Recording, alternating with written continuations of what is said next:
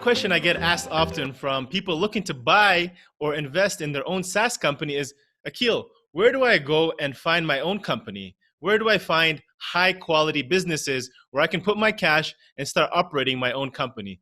My name is Akil Jabbar. Welcome back to another episode of SaaS District. I am the founder and GP at Horizon Capital, where we help unlock the true potential and growth of SaaS companies. Today, we'll be talking about where to find high quality SaaS companies.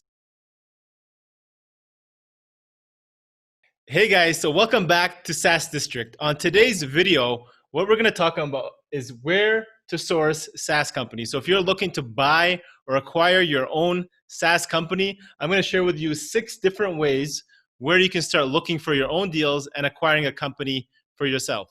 All right, so there's 2 different ways I'm going to break it down. The first one is privately sourced deals, and the second one is partnerships. The first way is through networking, events, conferences. Go to these events where there's highly targeted people. You have founders, you have investors, you have people there looking to sell their business or possibly be the right target who might start that conversation with and be willing to sell their company. So some really popular ones that you guys may know include SaaStr, tech conferences such as South by Southwest. Web Summit is another famous one, as you guys may know, or even just local ones. So those are the big ones. Obviously, if you can't travel right now due to COVID, you obviously can't go there. But there's a lot of local meetups happening in your city, such as tech events, where there's founders there who've maybe started a company, they've built it for a couple of years, and you just never know that they might be interested. Say, hey guys, I'm here to look for a company to acquire, and I want to run a company of my own. You never know who you'll meet. So that's just doing a bit of networking and reaching out to find who might be interested to sell. Okay. Second way is using directories. And this is what we do as well for outreach. We go through different directories. Some I really like include Capterra. Another one is angel.co. So you can go actually directly in those databases. They actually have a full database of all these SaaS companies available. You can filter them by location. You can filter them by size, the size of the team, how much money they raised, their industry, and location. So all of these things, you know what you want to buy, but there is a database already ready that you can filter through, get their contact information, go on LinkedIn, reach out to the founder directly and say, hey, do you want to sell your business? But look at these ones. There's thousands and thousands of businesses right there that might be interested to sell at any time. Okay, this is a little bit time consuming. It does take time to build those relationships, but there is a list of people there ready to sell. Okay, the next place that I would look at is marketplaces. So that's number 3, marketplaces. It's my favorite one right now, microacquire.com. So check out Andrew Gazdecki. He's the founder of Microacquire. He's got companies there under 500K and ARR. If that's the sweet spot you're looking to acquire, check them out. They don't charge any commissions. They don't charge any fees. So you can know that they have no intentions. They have no agenda behind it when they're working with founders. Okay, so they have like hundreds and hundreds of companies coming to them, listing their product on their platform, and they're not charging them any fees, so you know that they're unbiased to try to push and sell the deal. Okay. Some other ones include Empire Flippers. Sometimes there are SaaS companies there, so empireflippers.com. Mostly a lot of e-commerce and content-based companies, but you might find something on there. Okay. One other one, Flippa.com. Personally, I'm not a big fan of Flippa. It's a auction type website where people sell their websites. You may find some hidden gems there, but it does take a lot of time, a lot of sifting and attention to be able to find deals. In general, I would say the quality is a lot lower there. The higher ones you'd probably find here, or here, if you know what you're looking for. But then, if you're still looking and you have the time, you might find some sweet gems over there as well. Okay, so that's the private route, just reaching out to people, building relationships, looking what's out there, and trying to contact the owner directly. Okay, you're going directly to the owner and saying, hey, I want to buy your company. The second part is through partnerships. Okay, and there's 3 ways that you can build partnerships, leverage partnerships, and people who already have qualified, ready sellers or founders that they can make introductions to and help you buy your company. Number 4, it's a term called river guides. You may have not heard that before. What a river guide is basically a partner.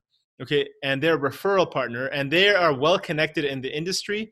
Maybe they're an accountant, maybe they're a lawyer, and they work specifically with a bunch of SaaS founders. So they have a pool, maybe 50, 100 different founders. They know exactly what's going on with their companies, and they can make an introduction. So you have an agreement with these river guides. Reach out to accountants, lawyers, and say, hey, look, I know you're working with 50 different founders. Do you know any of them that are selling? And if you do, here's an agreement. Let's sign something. I'll actually pay you a referral fee. Okay, so they're going to go out of their way. They're actually going to make an introduction, validate the company, make sure the founder is actually interested to sell. It's exactly what you're looking for, and then they're going to make the intro and help you build that relationship to try to close the deal. And if you close that deal, then you pay them a percentage, a small amount or a fixed amount that you guys can agree on for referring you that deal. Now that saves you a lot of time and effort. Yes, you're paying some money out of your pocket, but at the end of the day, that time and transaction for finding you a good deal is well worth every dollar that you spend. Okay. Number 5, brokers. So many of you guys know brokers. There's a lot of brokers out there. The ones I really like right now are, FE International. That's a really, really good broker, highly regarded in the industry. So FE International, QLB, which is Quiet Light Brokerage. There's another one. They have a couple of SaaS deals that come in through their broker.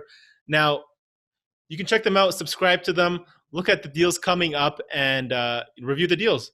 My only note to mention about working with the brokers is they're going to help you find deals, but just know that they work for the sellers. Okay, they're compensated if they sell the deal. Their intention is to obviously make the company look as best as possible to sell it. And you have to do your own due diligence, obviously, and they understand that. But there is a risk component in that you're not dealing directly with the broker buyer sometimes, and there may be information that you have to do extra steps to verify.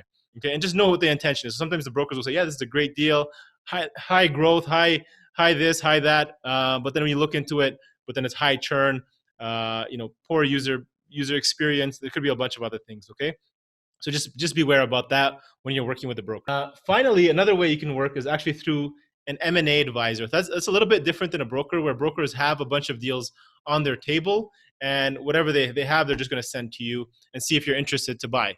With an M&A advisor, what that is you go to them and say, hey, I don't have the time. I'm extremely busy. I've got this business and that business. I'm running my show, but I'm looking for maybe an add-on company and or a bolt-on company or a tuck-in is what it's called, to my own business. I've got a budget of say $500,000 or $1 million, and I need you to go out there and find me a deal that fits exactly what I'm looking for. This is your job. You present to me what's nicely prepared memorandum, IM, or business plan of what the company is. This is what they're looking for. You do the negotiating, and you present it to me, and I give you a fee if we successfully work together and close the deal. So M&A advisors have different fee structures. Some will charge a flat retainer fee, and then on top of that, a success fee, because they're putting a lot of effort and work and going out there and doing all the work for you. So they're doing this, and this. They're building all those relationships, talking to all those people for you, and then they bring you the highly qualified businesses. So there is obviously a time factor behind that you have to consider. So if they're asking for a retainer, don't be surprised. And then they ask for a success fee once you guys actually close a deal. But their expertise is invaluable because they've worked with thousands and thousands of deals. They know the market. They know if you're overpaying. They know if you're going to be underpaying. They know if it's a good deal. They can help you structure it. They can help you reduce the risk. There's so much value in working with people who know what they're doing.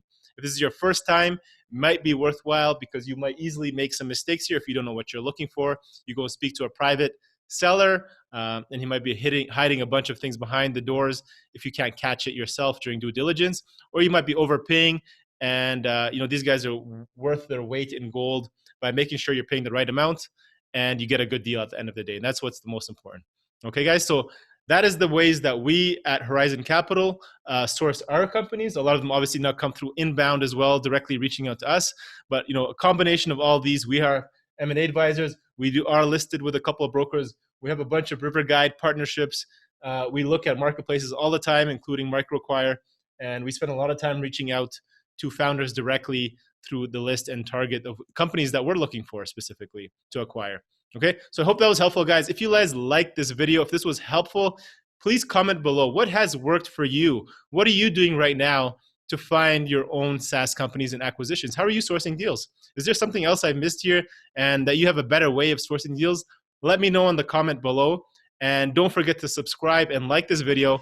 And we will see you guys on the next video of